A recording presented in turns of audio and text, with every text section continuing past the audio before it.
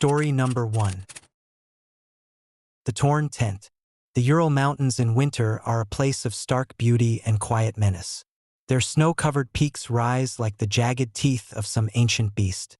Untouched and unyielding, for centuries, they've held secrets, whispers of tragedies and disappearances that defy explanation. I didn't believe those stories until we became one of them. It was early January when my friends and I decided to embark on a winter trek into the Ural wilderness. There were 5 of us: Anton, the planner and self-proclaimed leader; Irina, the practical one; Dmitri, always seeking the next thrill; Katya, who brought an infectious sense of adventure; and me, the quiet observer who often wondered why I let myself get dragged into these things. Our destination was a remote valley near Koletsyakal, a name that loosely translates to Dead Mountain. The area was infamous for the Dyatlov Pass incident, a tragedy that had claimed the lives of 9 hikers in 1959 under circumstances that still baffle investigators. But we weren't superstitious. We chalked it up to bad luck and poor decisions, confident that we were better prepared. The hike in was brutal. The snow was knee-deep, the wind relentless, and the temperature dipped far below freezing as we climbed higher into the mountains. By the time we reached the valley, the sun was beginning to set, casting an eerie orange glow over the landscape. The silence was profound, broken only by the crunch of our boots and the occasional creak of the wind through the trees. We set up camp at the edge of the valley, our tents clustered together for warmth and security. The surrounding wilderness was stunning, but there was something about the place that felt off. The shadows seemed to stretch longer than they should, and the wind carried faint sounds that none of us could place, whispers, maybe, or just the tricks of a tired mind. As night fell, the temperature plummeted further, and we huddled around a small fire, the light flickering against the walls of our tents. Dmitri told jokes to lighten the mood, but even his usual bravado seemed muted. There was an unspoken tension between us, a feeling that none of us wanted to name. It was sometime after midnight when I woke to the sound of the wind howling. At first, I thought that was all it was, a particularly strong gust shaking the tent. But then I heard it, a deep, guttural roar that seemed to echo off the mountains themselves. It wasn't human, but it wasn't an animal either. It was something in between, something primal and furious. I sat up, my breath visible in the frigid air. "Did you hear that?" I whispered to Irina, who was sharing the tent with me. She nodded, her eyes wide with fear. "What was it?" Before I could answer, a sharp tearing sound split the air. Our tent collapsed around us as something ripped through the fabric. A long, jagged tear that let in the biting wind. Irina screamed, and I scrambled to find the flashlight, the beam cutting through the darkness. Outside, chaos erupted. Dmitri and Anton were yelling, their voices barely audible over the wind. Katya's scream was cut short, replaced by the sound of something heavy moving through the snow. I unzipped the remains of the tent and stepped out, my flashlight shaking in my hand. The camp was a disaster. One of the tents had been flattened. Its poles snapped like twigs. Another was torn completely in half, its contents scattered across the snow. But it was the footprints that stopped me cold. They were massive, far larger than any humans, and deeply imprinted in the snow. The shape was wrong, elongated, with claw-like indentations at the tips. They circled the camp in an erratic pattern, as though the creature had been toying with us. "Run!" Anton yelled, grabbing my arm and pulling me toward the trees. "We have to get out of here." We didn't stop to grab our gear. There was no time. Whatever had attacked the camp was still nearby. We could feel its presence, an oppressive weight that pressed down on us with each step. The wind howled around us, carrying faint, almost mocking growls. We ran blindly through the snow, the cold biting at our skin and seeping into our bones. The moonlight barely illuminated the forest, casting long shadows that seemed to reach out and grab at us. I kept looking back, expecting to see the creature following us. But the trees were empty, at least I thought they were. When we finally stopped, We were miles from the camp, huddled together in a small clearing. Dmitri was bleeding from a gash on his arm, and Katia was sobbing quietly. No one spoke. The only sound was the wind, which had calmed to a low, mournful whistle. "What was that?" Irina asked, her voice barely audible. Anton shook his head. "I don't know, but we can't go back. Not tonight." We spent the rest of the night in that clearing, too afraid to move. The temperature dropped even further, and the cold became unbearable. By dawn, frost clung to our clothing, and we were shivering uncontrollably. But we were alive. When the first light of day broke through the trees, we cautiously made our way back to the camp. What we found defied explanation. The footprints were still there, circling the remains of the tents, but they were even more erratic now, as though the creature had returned after we fled. Our gear was scattered, some of it missing entirely, and the snow was churned up as though a struggle had taken place. But the most chilling detail was the lack of any tracks leading away from the camp. Whatever had attacked us had simply vanished. When we finally made it back to civilization, we shared our story with a local ranger. His face darkened as we described the footprints and the roar. "You're not the first," he said quietly. "There's something up there, something old. Some say it's a spirit. Others say it's a beast. Whatever it is, it doesn't like people in its territory." We didn't need to be told twice. None of us ever returned to the Ural Mountains. And to this day, I can't look at snow-covered peaks without feeling a cold shiver run down my spine. I don't know what attacked us that night, whether it was a creature of flesh and blood or something more supernatural, but I do know one thing: the Ural Mountains don't want to be tamed. And sometimes, they remind us why. Story number 2.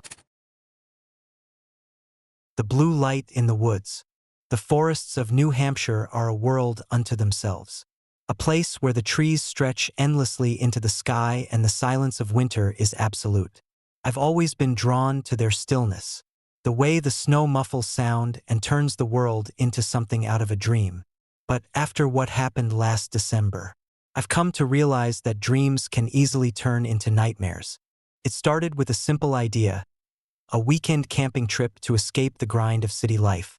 My friends and I had been talking about it for weeks, and when the forecast promised clear skies and a fresh layer of snow, we jumped at the chance. There were 4 of us: Ryan, the self-proclaimed leader of the group; Megan, whose love for ghost stories often pushed the boundaries of our nerves; Tom, who could turn any situation into a joke; and me, the one who often regretted going along with their plans. We chose a spot deep in the woods, far from any marked trails or other campers. Ryan had read about it in a forum for hikers. It was supposed to be secluded, scenic, and perfect for a winter escape. As we drove deeper into the wilderness, the trees closed in around us, their bare branches stark against the pale sky. By the time we parked and started hiking to the campsite, the sun was already sinking low on the horizon. The clearing we found was exactly what we'd hoped for.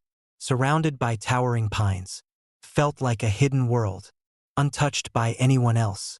We set up our tents, gathered wood for a fire, and spent the evening cooking over the flames. The cold kept at bay by the warmth of the fire and the camaraderie of friends. As the night deepened, the temperature plummeted, and the sky filled with stars so bright it felt like we could reach out and touch them. We told stories, laughed, and marveled at the quiet beauty of the woods.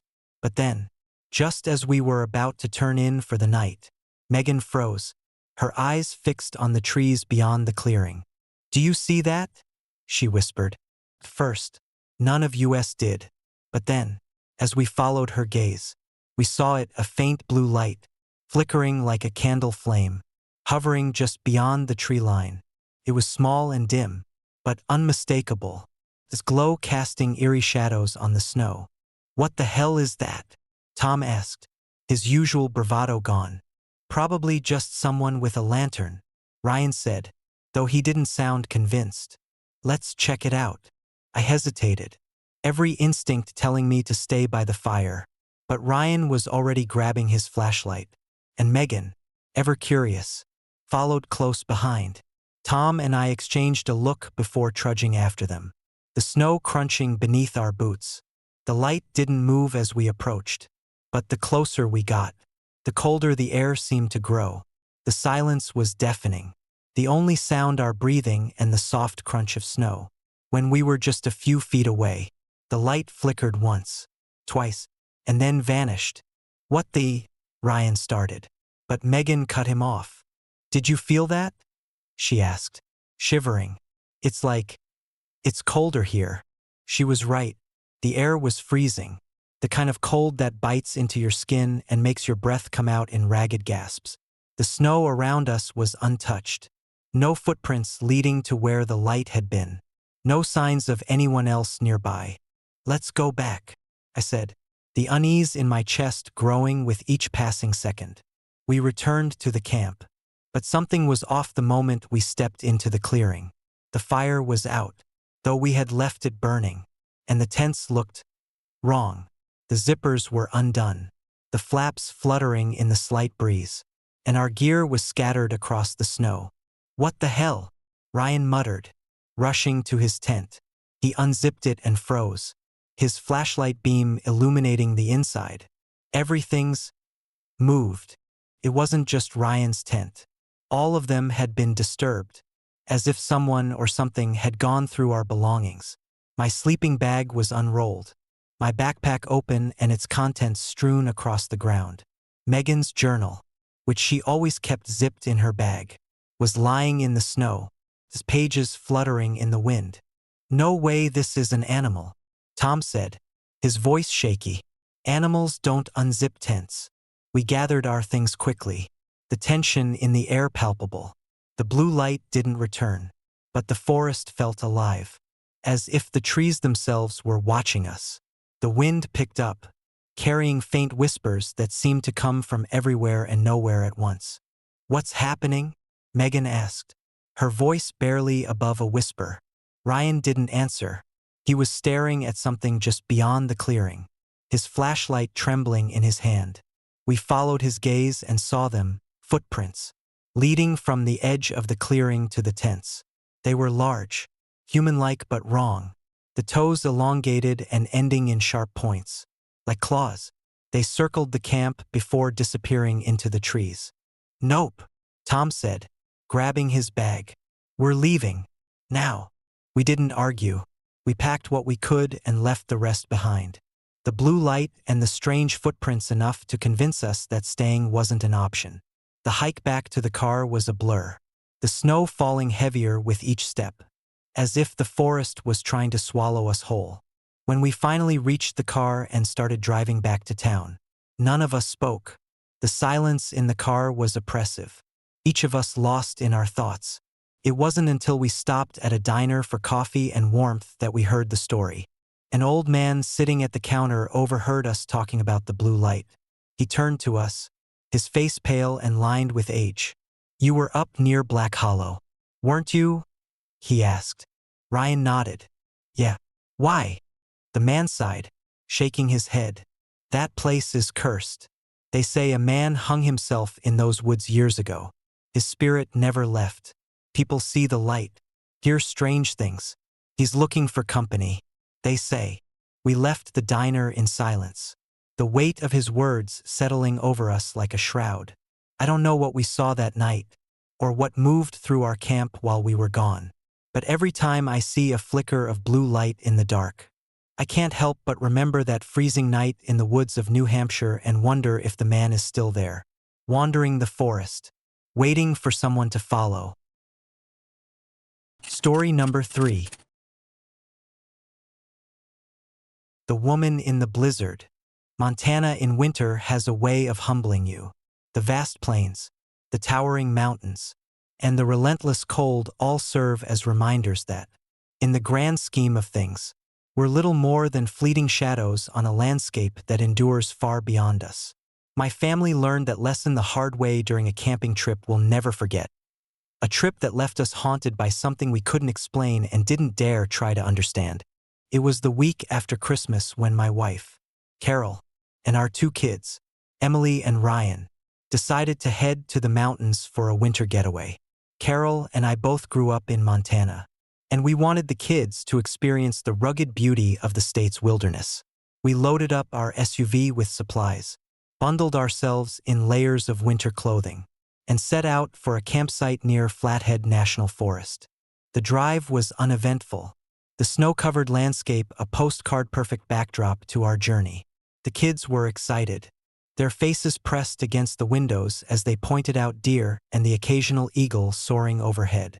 By the time we reached the campsite, the sun was dipping low on the horizon, casting long shadows across the pristine snow. The clearing was perfect, a flat expanse surrounded by tall pines, with a breathtaking view of the mountains in the distance. We set up our tents, built a fire, and settled in for what we thought would be a peaceful evening. The temperature was already dropping, but the fire crackled warmly, and we huddled close, sipping hot cocoa and sharing stories. As the sun set, the wind picked up, carrying with it the first whispers of an approaching storm. The sky darkened quickly, the stars disappearing behind thick clouds. We retreated to our tents, the sound of the wind howling through the trees lulling us into an uneasy sleep. I woke in the middle of the night to the sound of Carol's voice. "Do you hear that?" she whispered, her breath visible in the freezing air. I sat up, listening intently. At first, all I could hear was the wind, its mournful wail threading through the trees. But then I heard it, a faint crunching sound, like footsteps on snow. They were slow and deliberate, moving past our tent. "Is it an animal?" I asked, my voice barely audible. Carol shook her head. "Too heavy." I unzipped the tent just enough to peek outside. The fire had died down to embers, casting a faint glow across the clearing. At first, I didn't see anything, but then, through the swirling snow, I caught a glimpse of movement, a figure, cloaked in white, walking slowly through the camp. It was a woman, her long dress billowing in the wind, her hair flowing like a dark river against the stark white of the snow. She moved gracefully, almost as if she were floating, leaving a trail of footprints in her wake. I froze, unable to look away. "What is it?" Carol whispered. I swallowed hard. "There's someone out there." By the time I worked up the courage to step outside, the woman was gone, her figure disappearing into the storm. I followed her footprints, my flashlight cutting through the darkness. The tracks were clear and deliberate, leading away from the camp and toward the tree line. "Be careful," Carol called after me, her voice tinged with fear. I nodded, my breath fogging in the freezing air as I trudged through the snow. The wind whipped around me, carrying with it faint, almost melodic whispers. I couldn't make out the words, but they filled me with a deep sense of unease. The tracks led to a small clearing just beyond the trees, and there they stopped. It was as if the woman had vanished into thin air. I scanned the area with my flashlight, my heart pounding in my chest. The snow was untouched beyond the clearing, the silence oppressive. "Dad!" Ryan's voice startled me, and I turned to see him standing at the edge of the camp, his face pale. "Come back." I hurried back to the campsite, my mind racing. The kids were awake now, their faces etched with fear. "What's going on?" Emily asked, her voice trembling. I didn't have an answer. "Let's just stay in the tents," I said. "It's probably just someone passing through." But even as I said it, I knew it wasn't true. The rest of the night passed in a tense, sleepless silence. The wind howled louder, and the temperature seemed to drop even further. At one point, I thought I heard the sound of someone crying, faint and mournful, carried on the wind. But when I stepped outside to check, there was nothing, only the snow and the shadows of the trees.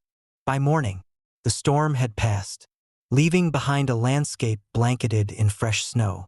As we packed up camp, I couldn't shake the feeling that we were being watched. The kids were quiet, their usual chatter replaced by uneasy glances toward the tree line. As we loaded the last of our gear into the SUV, an old man appeared at the edge of the trail, his figure hunched against the cold.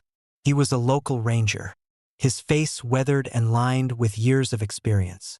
"You're lucky," he said, his voice low. "The storm caught you." "We're fine," I said, though my voice lacked conviction. "But last night, we saw someone." The ranger's expression darkened. "A woman." I nodded. He sighed, his breath visible in the frigid air. "That's the ghost of the blizzard. She died out here years ago, looking for her family. They say she wanders the storms, searching for them. Folks see her from time to time, but she never stays." I felt a chill run down my spine, and it wasn't from the cold. "Why does she leave footprints?" I asked. The ranger shrugged. "Maybe it's her way of reminding us. A warning. Maybe. Or maybe she's just lost." We drove away from the campsite in silence, the weight of the ranger's words settling over us like a heavy blanket. I couldn't stop thinking about the woman, her graceful movements, the way her footprints had ended so abruptly. To this day, I can't explain what we saw that night. Maybe it was a trick of the storm, a coincidence born of fear and exhaustion. But every winter, when the wind howls and the snow falls heavy, I think back to that night in the Montana wilderness, and I wonder if the woman is still out there, wandering through the storms, searching for something or someone she'll never find. Story number 4. The Calling in the Forest. I've always been drawn to the wild places, the untamed corners of the earth where nature reigns supreme and humanity is but an intruder. Growing up in Ontario, Canada, I spent countless weekends hunting and camping in the vast wilderness that stretched as far as the eye could see. But nothing in my years of exploring the outdoors prepared me for the winter of 2014, a season that turned my love for the wild into a haunting reminder of the things we cannot understand. It was late January when my friends and I decided to head north for a week of hunting. There were 4 of us: James, the seasoned tracker; Cole, whose brash confidence often bordered on recklessness; Mark, the quiet one who always seemed to know more than he let on; and me, the self-appointed planner of the trip. We chose a remote area deep in the boreal forest, a place we'd visited only once before during the warmer months. The locals referred to it as Whispering Pines, a name that sounded poetic until we learned the origin.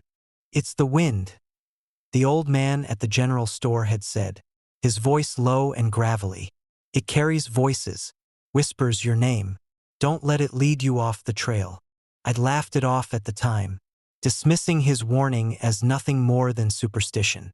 But as we drove deeper into the forest, leaving behind the last vestiges of civilization, I couldn't shake the unease his words had stirred in me. We reached our campsite just before sunset, the horizon painted in shades of orange and purple. The clearing was small, surrounded by towering pines whose branches sagged under the weight of fresh snow. We set up our tents and built a fire, the crackling flames a beacon of warmth in the encroaching cold. The air was crisp, each breath visible in the fading light. As night fell, the forest came alive with the sounds of winter, branches creaking under the weight of ice, the distant howl of a wolf, and the ever-present wind whispering through the trees. We sat around the fire, telling stories and sipping whiskey from a flask Cole had smuggled along. It felt good to be away from the noise of the city, to be surrounded by nothing but nature and the camaraderie of friends. But as the night wore on, the wind began to change. It wasn't just a howling gust anymore. It carried something with it, something that sounded almost human. I dismissed it as my imagination at first. But then James froze, his eyes narrowing as he tilted his head toward the sound. "Did you hear that?" he asked, his voice barely above a whisper. "Hear what?" Cole replied, though his bravado had noticeably diminished. "A voice," James said. "Someone calling." We all fell silent, straining to listen. At first, there was nothing but the wind, its mournful wail threading through the trees. But then I heard it, a faint, almost melodic sound. It wasn't quite a voice, not at first, but as the wind shifted, it became clearer. It was calling our names. "Jake!" The sound was distant, almost swallowed by the wind, but unmistakable. James? A second voice, softer but just as deliberate. Mark? The tone was strange, neither male nor female, neither threatening nor welcoming. It was simply there, weaving through the night like a living thing. Okay, that's freaky, Cole said, trying to mask the fear in his voice. It's probably just the wind messing with us. But Mark shook his head, his expression dark. That's not the wind. We grabbed our flashlights and scanned the tree line, the beams cutting through the darkness but revealing nothing. The firelight cast long shadows across the snow, and for a moment, I thought I saw movement, a figure slipping between the trees. But when I turned my flashlight in that direction, there was nothing there. I think we should go back to the tents, James said. Stay together. Keep the fire burning. We retreated to the camp, huddling close to the fire as the voices continued to drift on the wind. None of us spoke, each too afraid to give voice to what we were feeling. The forest felt alive in a way that was unnatural, as though it was watching us, waiting for something. The voices grew louder as the night deepened, their tone shifting from a soft call to something more insistent.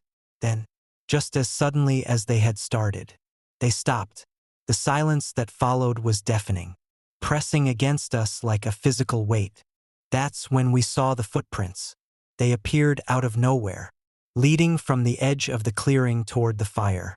They were massive, twice the size of any humans, with deep impressions that suggested incredible weight. The shape was wrong, too long, clawed toes that dug into the snow like talons. No way those are human, Cole muttered, his voice barely audible. Mark crouched near one of the prints, his face pale. They're fresh. Fresh, I echoed, my stomach twisting. They weren't here 10 minutes ago. A low, guttural growl broke the silence, coming from the direction of the forest.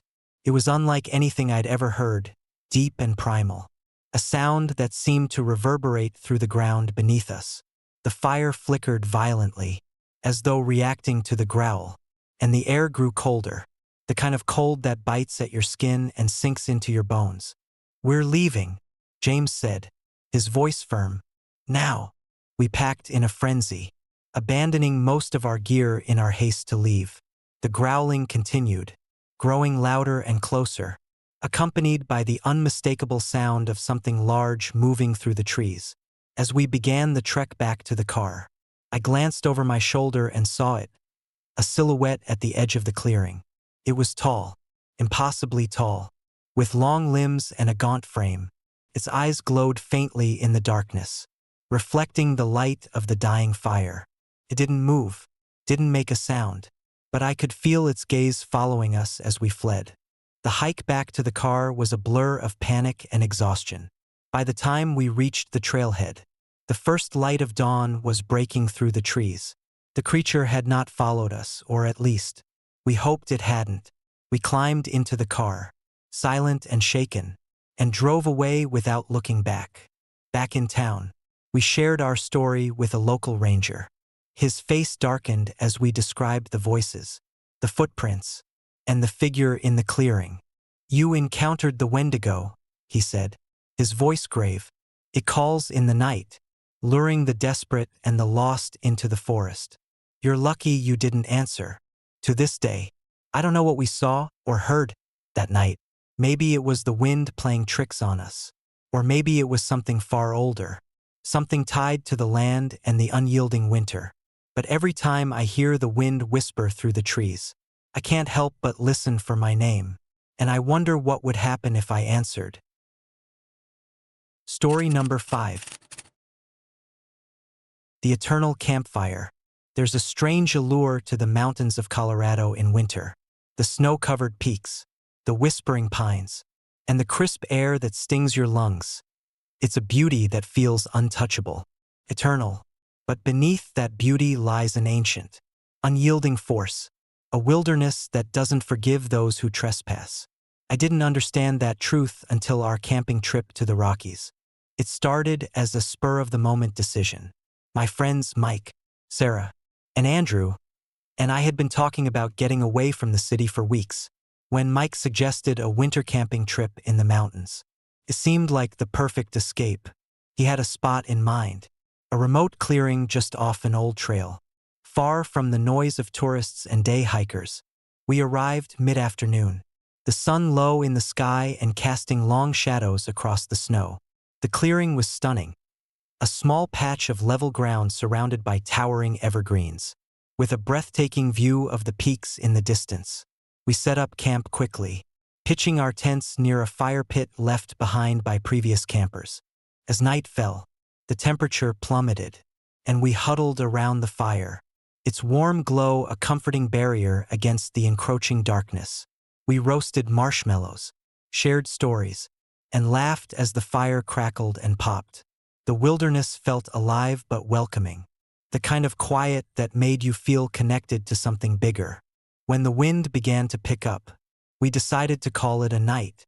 We doused the fire with snow, ensuring it was completely extinguished, and crawled into our tents. The cold was biting, but the promise of morning kept our spirits high. It must have been around midnight when I woke up. At first, I thought it was the wind that had roused me, a low, mournful howl that seemed to carry through the trees. But then I saw it, an orange glow flickering against the walls of my tent. The fire. My heart began to race. I unzipped the tent just enough to peer out, and there it was, the fire, roaring as if it had never been extinguished. The flames licked at the cold night air, their light casting long, shifting shadows across the snow. "Mike," I whispered, nudging him awake. "The fire's back." He grumbled, half asleep, until he saw the glow. His eyes widened. "What the hell?" One by one, we all gathered at the entrance of our tents, watching the flames in stunned silence. "Did we miss a spark?" Sarah asked, her voice trembling. "No way," Mike said. "I doused it completely. It was out." Andrew grabbed his flashlight. "Maybe it's the wind reigniting some embers, or—" He stopped mid-sentence, his flashlight beam catching something in the snow around the fire. Tracks. They weren't ours. The prints circled the fire in a perfect ring, deep impressions that resembled claws more than feet. The snow around them was untouched, as though whatever had made the tracks had appeared out of nowhere. "Nope," Sarah said, backing away. "Nope, nope, nope. We need to stay calm," Mike said, though his voice betrayed his own fear. "It's probably just, I don't know, a bear or something." "Bears don't walk in circles," I said, "and they're hibernating." We retreated to our tents, too scared to investigate further but too frightened to sleep. The wind howled outside, carrying with it faint, almost imperceptible sounds, whispers, like voices carried on the breeze. I tried to convince myself it was my imagination, but every time I closed my eyes, I saw those tracks and felt an overwhelming sense of being watched. Sometime during the night, the wind died down, replaced by a heavy, suffocating silence. It was Andrew who broke it. "Do you hear that?" he whispered. I strained my ears.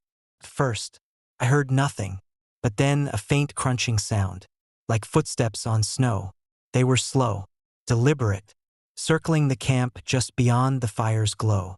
The footsteps stopped. Then came the scratching, a low, steady scrape against the fabric of Sarah's tent, followed by a soft, guttural growl. She let out a muffled scream, and we all froze, paralyzed by fear. "Don't go out there," Mike hissed. "Whatever it is trying to scare us." The scratching moved to my tent, the sound sending shivers down my spine. I gripped my flashlight like a weapon, my heart pounding so loud I was sure whatever was out there could hear it. Then, as suddenly as it began, it stopped. The fire crackled louder, as though mocking us, and the silence returned. None of us slept for the rest of the night. When the first light of dawn broke through the trees, we cautiously emerged from our tents. The fire was out, its embers cold and lifeless, but the tracks remained. They were clearer now in the daylight, massive, clawed prints that seemed to defy explanation. They circled the fire, trailed off into the woods, and then reappeared behind our tents. We didn't waste time packing. We left most of our gear behind, driven by a primal need to get as far from that clearing as possible. The hike back to the car was a blur, the forest around us feeling darker and more oppressive with each step. When we reached the trailhead, an older man was standing near the parking lot, his weathered face lined with concern. "You were up near Devil's Ring, weren't you?" he asked. "Devil's Ring," Mike repeated. The man nodded. "That clearing's cursed. Folks say something watches over that fire pit. No matter how many times it's put out, it always comes back. And it doesn't like company." We didn't ask any more questions. We just got in the car and drove, leaving the mountains and whatever haunted them behind. To this day, I don't know what we encountered in that clearing. Maybe it was some natural phenomenon, a trick of the wind and the cold. Or maybe it was something older, something tied to the land in ways we can't understand. But sometimes, when the wind picks up and I catch the faint scent of smoke in the air, I think back to that fire, the way it burned without fuel, the way it seemed to watch us as much as we watched it. And I wonder if it's still there, burning in the wilderness, waiting for the next group of campers to stumble upon it. Story number 6. The Hand at the Tent. There's something about the Maine wilderness in winter that can strip away the bravado of even the most seasoned outdoorsman. The towering pines stand silent, their branches heavy with snow, and the world feels as though it's holding its breath. For my friend Eric and me, that silence became suffocating during a camping trip that was meant to be nothing more than a break from our dull routines. What we found instead was something I'll never forget, a moment frozen in time that still haunts me. It started with a last-minute decision. Eric, always the spontaneous one, had suggested we camp out in the woods near Little Moose Pond. It wasn't a marked campsite, but that was part of the appeal. No tourists, no noise, just us and the pristine wilderness. I agreed, eager for a challenge and the chance to unplug from the daily grind. The first day was uneventful. We hiked through snowpacked trails, set up camp near a cluster of tall pines, and spent the afternoon exploring the frozen pond. As evening fell, the temperature dropped sharply, and a storm began to roll in. The snow came fast and heavy, blanketing our tent in a thick layer of white. By the time we zipped ourselves inside for the night, the wind had picked up, howling through the trees like some ancient, mournful creature. Inside the tent, we joked and shared stories to pass the time, the glow of our flashlights casting dancing shadows on the nylon walls. The storm outside raged on, but the sound of the wind was oddly comforting, a white noise that lulled me into an uneasy sleep. It was sometime after midnight when I woke to the sound of a faint scratching. At first, I thought it was the wind brushing branches against the tent. But as I listened, the sound grew more deliberate. It wasn't random. It was calculated. "Eric," I whispered, nudging him awake. "Do you hear that?" He groaned, rubbing his eyes. "What?" "That scratching sound. Listen." We both fell silent, straining to hear over the storm. The scratching had stopped, replaced by a subtle rustling, like something or someone was moving just outside the tent. Eric sat up, his face illuminated by the dim light of his headlamp. "Probably an animal," he said, but his voice lacked its usual confidence. Before I could respond, the tent shook violently, the fabric pulling taut as if something had grabbed it from the outside. My heart leapt into my throat, and Eric grabbed the flashlight, fumbling with the switch. The beam of light cut through the darkness, casting long, distorted shadows on the walls of the tent. And then we saw it. Pale, human hand, long fingers, thin and unnaturally white, slid through the small gap at the edge of the tent's zipper. It moved slowly, deliberately, as though testing the barrier. My breath caught in my chest, and for a moment, neither of us could move. The hand flexed, his fingers splaying wide, the nails jagged and yellowed. It wasn't the hand of someone seeking help. It was probing, searching. "Get out! Now!" Eric yelled, his voice breaking the spell of fear that had paralyzed us. He grabbed his knife from his pack, slashing at the fabric near the hand. The creature, or whatever it was, jerked its hand back with an unnatural speed, and the tent fell silent once more. We scrambled out, the freezing air biting at our exposed skin. The snowstorm had eased slightly, the moonlight casting an eerie glow over the clearing. I expected to see someone, or something, lurking nearby, but the forest was empty. The only sound was the crunch of our boots on the snow. Then we saw them, footprints. They led away from the tent, a single set of tracks imprinted in the fresh snow. The prints were bare, human feet, no shoes, no boots, and far too large for any person. The toes were long, ending in deep impressions where claws might have pressed into the snow. Eric shone his flashlight along the trail, the beam following the tracks as they led toward the edge of the pond. There, in the center of the frozen surface, stood a figure. It was tall, impossibly thin, its body wrapped in tattered rags that fluttered in the wind. Its head was tilted slightly, as though it were watching us, though the distance made it impossible to make out any features. The moonlight reflected off the ice beneath it, casting the figure in a silvery glow that made my stomach churn with unease. "Is that a person?" Eric whispered, his voice barely audible. "No," I said, though I didn't know what else it could be. The figure didn't move. It stood motionless, a statue of malice and despair. And then, as if acknowledging our gaze, it raised one long, pale arm and pointed directly at us. That was all it took. We turned and ran, our packs forgotten in the snow, the tent abandoned as we bolted through the trees.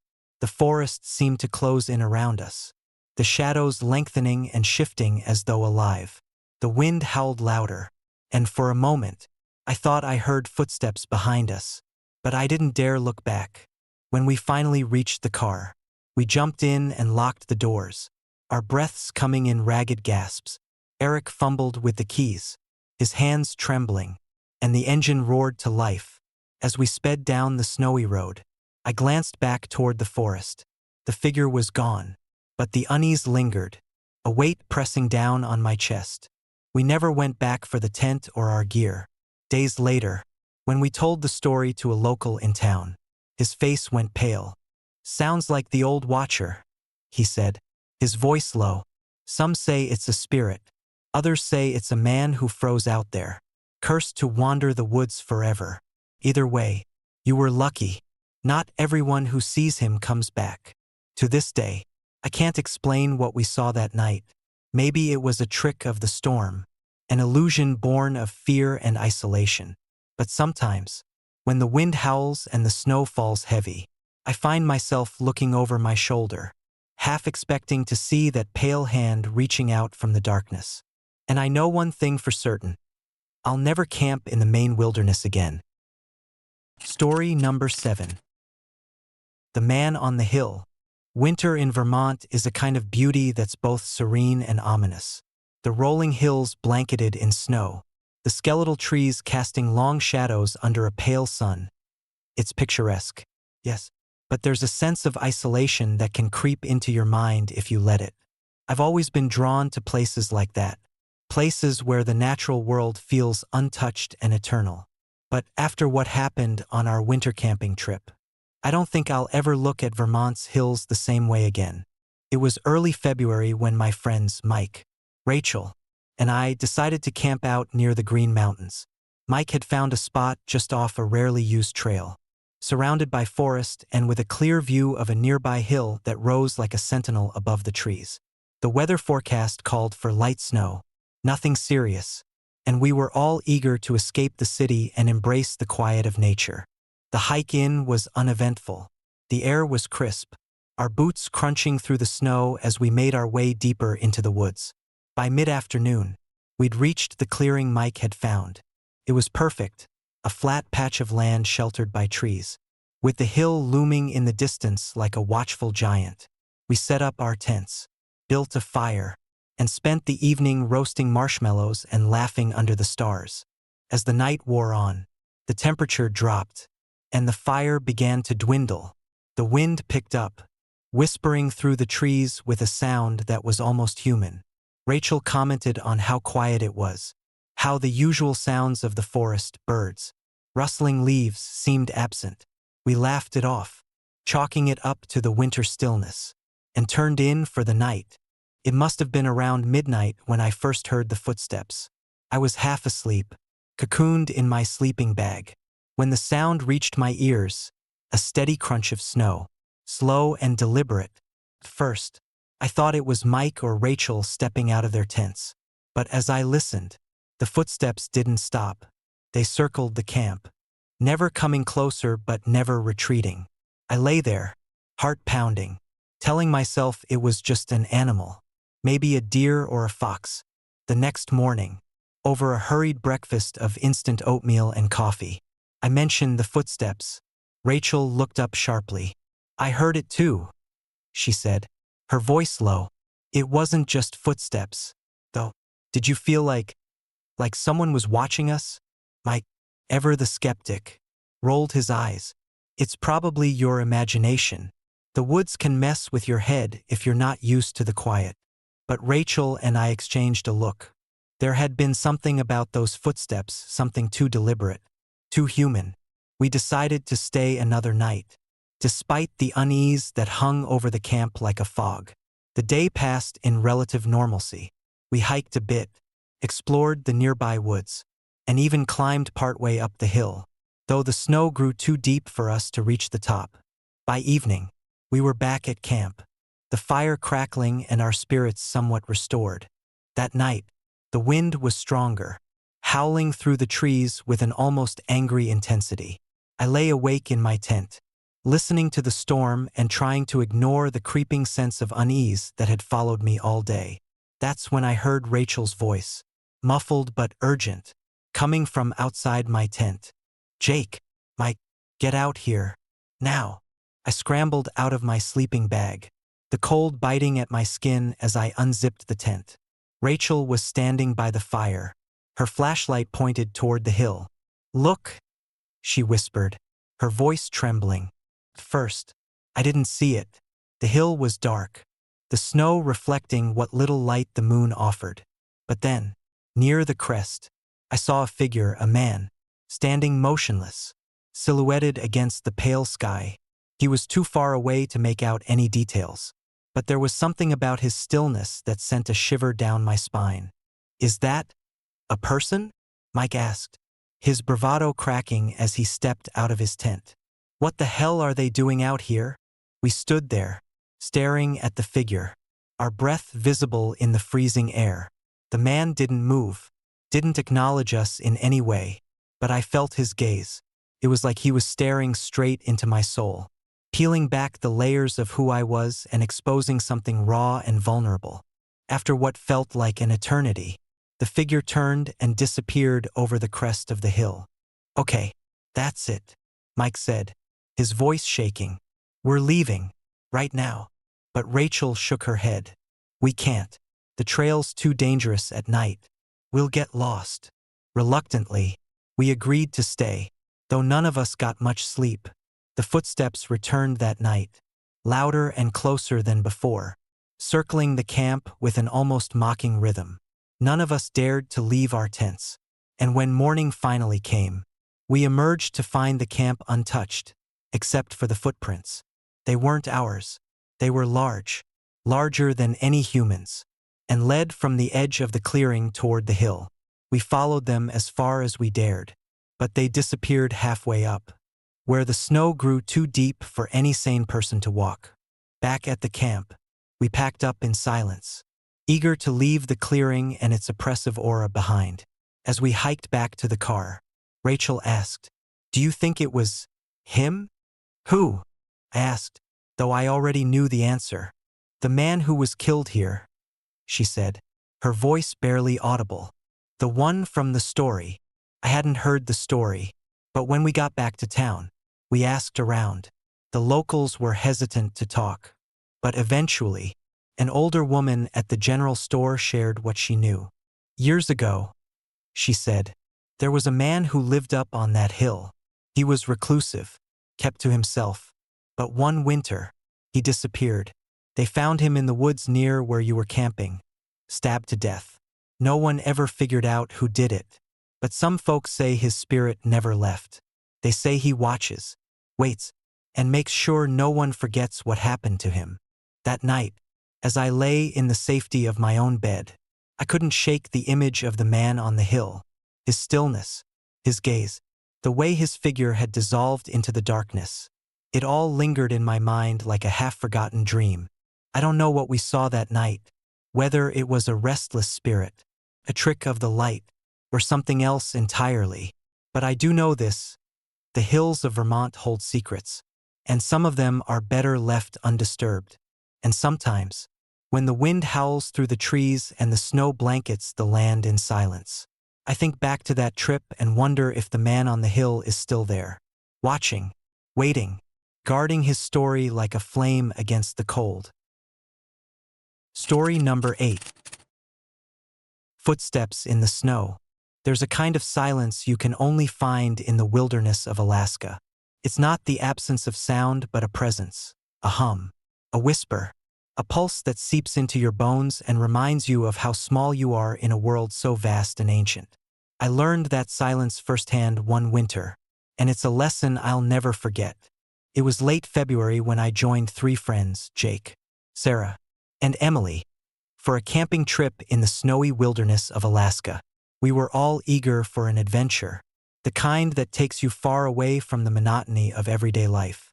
Jake, the self-proclaimed outdoorsman, had picked the spot, a remote clearing near a frozen lake, surrounded by towering pines and blanketed in pristine snow. The drive to the trailhead was long and winding, the road narrowing as we climbed higher into the mountains.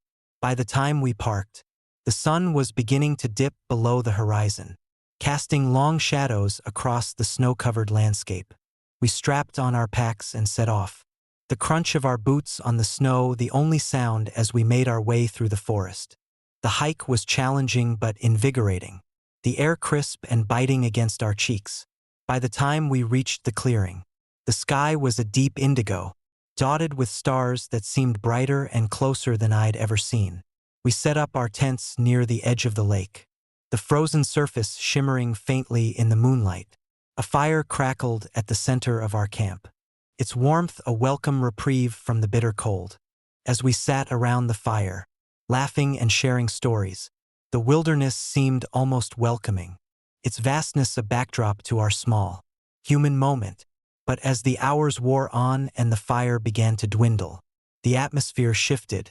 The wind picked up, howling through the trees with an eerie persistence, and the temperature plummeted even further. It was Jake who first heard the footsteps. We were huddled in our tents, the fire reduced to embers, when he called out softly, "Did you hear that?" We fell silent, straining to listen. At first, there was nothing but the wind, its mournful wail threading through the trees. Then, faintly, the sound came again, a steady, deliberate crunch of snow underfoot, circling the perimeter of our camp. "It's probably just an animal," Sarah whispered, though her voice lacked conviction. Jake unzipped the tent flap slightly, peering out into the darkness. "Too heavy for a deer," he muttered. "And it's not running, it's pacing." The footsteps continued, circling slowly, methodically. My heart pounded as I imagined what kind of creature could make such a sound, its weight pressing into the snow with an ominous regularity. No one dared to leave the tents, and we sat in tense silence, the footsteps becoming a chilling metronome to the wind's song. At some point, exhaustion overtook fear, and we drifted into a restless sleep. When I woke, the sun was just beginning to rise, casting a pale light over the clearing. The fire had long since gone out, leaving only a charred ring of wood and ash. As I stepped out of the tent, the cold air bit at my skin, and my breath hung in the air like a ghost. That's when I saw them, the footprints. They were massive, far larger than any humans, with long, deep impressions that ended in claw-like indentations. The tracks encircled our camp, just as we had heard, and then trailed off into the forest, disappearing into the shadowy depths. "Guys," I called out, my voice trembling. You need to see this. The others emerged from their tents, their faces pale with a mix of curiosity and fear. We followed the tracks to the edge of the clearing, where they plunged into the dense forest, the trees closing in like sentinels guarding a dark secret. What the hell made those? Emily whispered, her eyes wide. Jake shook his head, his bravado from the previous day gone. I don't know, but we're not sticking around to find out. As we hurriedly packed our gear, I couldn't shake the feeling that we were being watched. The forest felt alive, the shadows between the trees shifting and moving just beyond the edge of my vision. The silence was oppressive, the usual sounds of the wilderness, birds, rustling branches, conspicuously absent. The hike back to the car was grueling, the snow deeper than it had been the day before. The tracks followed us intermittently, appearing and disappearing as if the creature was toying with us. At one point, we heard a low, guttural growl, faint but unmistakable, echoing through the trees. By the time we reached the car, the sun was high in the sky, its feeble warmth doing little to dispel the chill that had settled into my bones. We piled in, slamming the doors shut as if the thin metal and glass could somehow protect us from whatever was out there. As we drove back to town, Jake broke the silence. I've heard stories, he said, his voice low, about a creature the locals call Nantianek. They say it's part spirit, part beast. It shows up during storms or when people venture too far into its territory. Some say it's a guardian. Others say it's a predator. Whatever it is, Sarah said, her voice trembling, I don't ever want to see it again. When we reached town, we shared our story with the locals, their faces darkening as we described the footprints and the growl. One older man, his weathered face etched with concern, pulled us aside. You're lucky, he said. Nantianek doesn't always let people leave. As a warning, stay out of its land. Respect the wilderness, or it'll take what it's owed. I've thought about that trip often in the years since. The wilderness of Alaska is beautiful, but it's not ours to conquer. It belongs to the creatures that have lived there for centuries, the spirits that watch from the shadows, and the legends that refuse to die. Whenever I hear the crunch of snow underfoot or the whistle of the wind through the trees, I'm reminded of that night in the clearing. The sound of those footsteps still echoes in my mind, a haunting reminder that there are forces in this world we may never fully understand. And sometimes, when the snow falls heavy and the forest is silent, I catch myself glancing over my shoulder, half expecting to see those tracks again, leading off into the woods, into the unknown.